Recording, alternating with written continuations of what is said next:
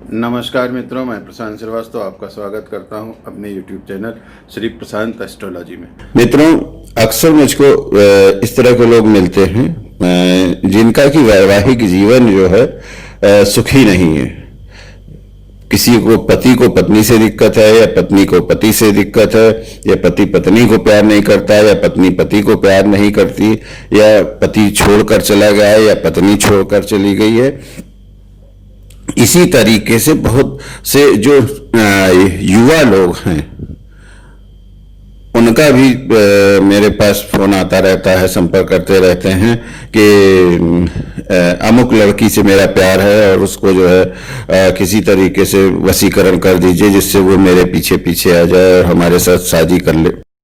मित्रों देखिए, ये जो डिफरेंसेस होते हैं वो क्यों होते हैं? इसमें दो चीजें होती हैं। ज्योतिष के आधार से अगर आप देखिएगा तो जब आपकी शादी का समय होता है, जब आपके विवाह का समय होता है, जब आप शादी करने के लिए आपके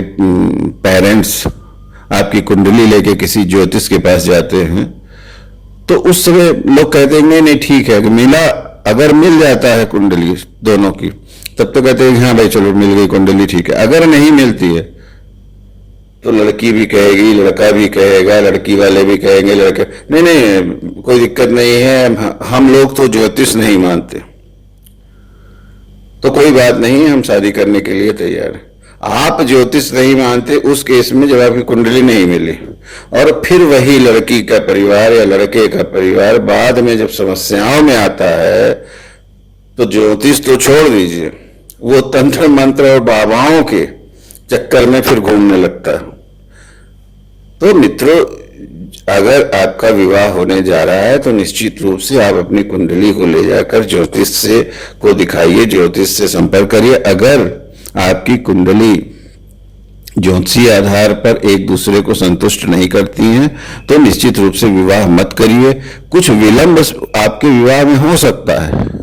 हो जाएगा, लेकिन भविष्य के लिए अब आपका आज विवाह हो जाता है मान लीजिए, और जब आपकी मिडी ले जाती है किसी महिला की, उस उम्र में आपका पति आपको छोड़ देता है या प्यार नहीं करता है या आप तिरस्कृत हो जाती हैं, तो पूरा जीवन फिर आपके लिए बोझ हो जाएगा। तो इसलिए मेरी सबको सलाह यही होती है कि पूरी तरह से कुंडली को मिलवा के देख के तब उसके बाद विवाह किया जाए। ठीक है, अब यहां हम लोग इस बात को छोड़ देते हैं कि अगर मान लीजिए कि आपकी कुंडली मिलाकर भी विवाह नहीं किया गया तो अब उसको तो बदला नहीं जा सकता, ये उनके लिए है जो अभी नहीं किए हैं विवाह। लेकिन अगर आपका मान लीजिए विवाह जो है कुंडली देख के नहीं किया गया और आपको फिर समस्याएं आने लगी तो उसके लिए ये है मित्रों कि निश्चित रूप से जब आप शादी होता है, आपकी जब शादी होती है, जब आपका विवाह होता है, उस समय आपकी जो ग्रह दशा होती है, महादशा होगी लड़के की, उसकी अंतरदशा होगी, प्रत्यंतर दशा होगी,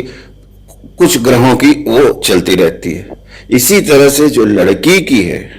उसकी भी अपनी महादशा चल रही है, अपनी ग्रह दशा चल रही है, उसकी भी अपनी अंतरदशा चल रही है, और ये बराबर समय के साथ चलती रहती है। इसी के साथ साथ गोचर में भी ग्रहों की स्थिति बराबर बदलती रहती है मित्रों। तो हमेशा आपके संबंध एक जैसे रहेंगे ये संभव ही नहीं है, निश्चित रूप से उसमें कुछ ना कुछ फेरबदल होता रहेगा। एक बात, अब बात आती है कि अगर संबंध बिगड़ते हैं तो अब जब उसमें संबंध बिगड़ते हैं तो उसमें यह हो सकता है लड़की की कुंडली में या लड़के की कुंडली में या दोनों की ही कुंडली में कुछ ऐसे ग्रहों की स्थिति आ गई है, दशा आ गई, महादशा आ गई, या गोचर में इस तरह की स्थितियां आ गई हैं जिससे कि उन लोगों के वैवाहिक जीवन में डिस्टर्बेंस शुरू हो गया। तो उसमें किसी एक ग्रह की वजह से नहीं होता है कि जैसे आप जाते हैं तो बहुत सारे ज्योतिष लोग होते हैं तो वो कह देते हैं अभी ठीक है इनका तो ये वजह से आपका आया होगा। तो ऐसा नहीं है, आपके कुंडली में मंगल की वजह से भी दिक्कत आ सकती है, शनि की वजह से भी दिक्कत आ सकती है, यहां तक कि सूर्य चंद्रमा सूर्य की वजह से भी आ सकती है, चंद्रमा की वजह से भी दिक्कत आ सकती है शादी में आपके। आपके कुंडली के जो 9 ग्रह होते हैं उसमें कोई भी एक ग्रह हो सकता है जो कारण बन जाए आपके जो है वैवाहिक जीवन में समस्याएं आना शुरू हो जाए।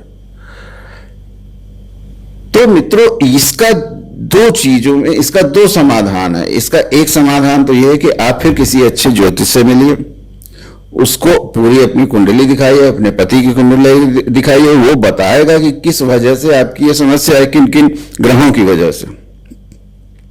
और कैसे इस समस्या को कम किया जा सकता है या कैसे इस समस्या को खत्म किया जा सकता है। यहां मित्रों मेरा यह भी बताना अत्यंत आवश्यक है, जरूरी है कि कुछ केसेस में ऐसा होता है कि समस्याएं खत्म नहीं की जा सकती हैं। तो उस केस में अगर आपकी समस्या नहीं खत्म की जा सकती है कि आपका पति जो है आपके पास नहीं वापस आ सकता है या आपकी पत्नी अब वापस आपके पास नहीं आ सकती है, तो फिर उसमें अपने रिश्तों को नए तरीके से, भविष्य के लिए नई परिभाषा देने के लिए फिर आपको नए तरीके से प्रयत्न करना पड़ता है। तो अगर आपका जो भी स्थिति ग्रह आपके बता रहे हैं, क्योंकि हम लोगों का पूरा जीवन जो है ग्रहों के अधीन है, तो जो ग्रह आपके बता रहे हैं उस चीज को आप एक्सेप्ट करके कि हाँ हमको अब इस तरीके से करना है, उसका समाधान आप कर लें। अगर आप समाधान नहीं है वहां पे, अगर आपको ज्योतिष बताता है कि अब आपका समाधान नहीं है, तो फिर उसमें आप ये विचार करके कि हाँ अब हमें बाकी आगे क्या करना चाहिए या किस तरीके से करना चाहिए, फिर आप इस तरह के रास्ते पर जाएं। लेकिन मित्रों यहां यह भी बता देना बहुत आवश्यक है कि 80 to 90% केस में समाधान की पूरी पूरी गुंजाइश होती है। केवल आप ये मान के चलिए कि 10 से 20% के ही केस इस तरह के होते हैं जिसमें यह हो जाता है कि नहीं, समाधान की गुंजाइश नहीं है, आपको अब कुछ नया रास्ता देखना पड़ेगा, अपने जीवन के लिए नया रास्ता ढूंढना पड़ेगा। बाकी 80% केस में आप ये मान के चलिए कि 80 से 90% केस में कि ग्रहों की जो स्थितियां होती हैं उनकी वजह से समाधान जो हो जाता है, तो उससे आपका जीवन वापस से दोबारा से पटरी पर लाया जा सकता है। उसमें समाधान भी कई प्रकार से होते हैं। समाधान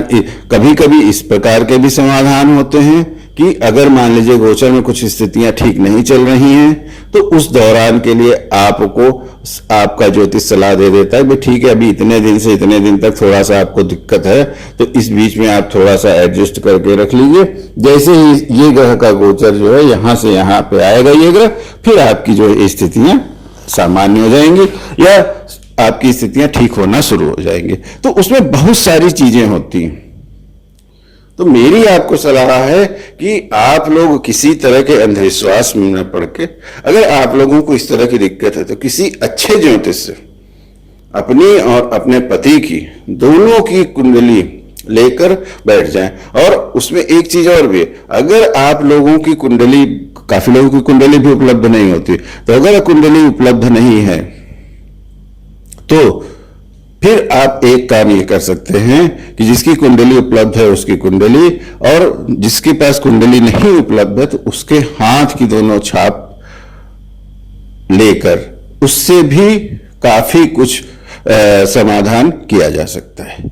इसी के साथ मित्रों इस वीडियो में फिलहाल के लिए इतना ही। पुनः किसी नए वीडियो के साथ आपसे फिर मुलाकात होगी, तब तक के लिए आज्ञा दीजिए। नमस्कार।